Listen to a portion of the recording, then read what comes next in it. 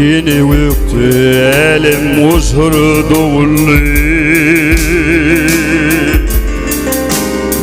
Bağlasıp kadar geçti üstümüzü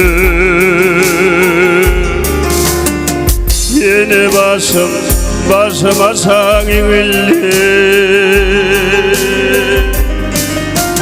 Çıkabilmem yatmalın adını da Bir yaşıl, bir sarı, bir ak Elim olsun yaşlığımın yoluydu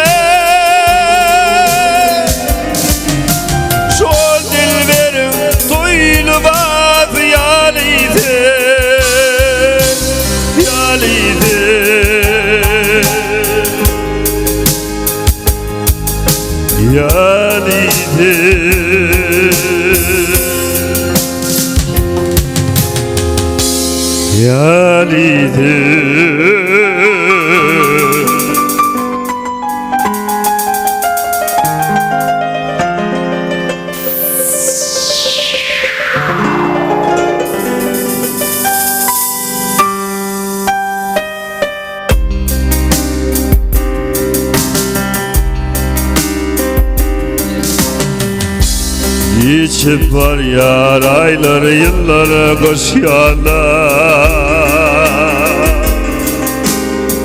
Yeni bahar tipili yer şanvazı Ay ziyana alıp gitti ya kula Kanatına sol dilberin nağmadı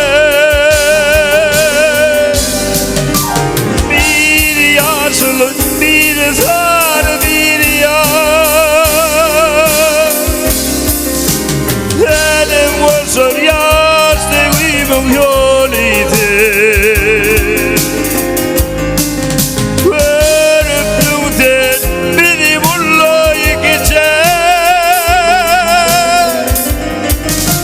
Sol dilberim toylu bat yalıydı Yalıydı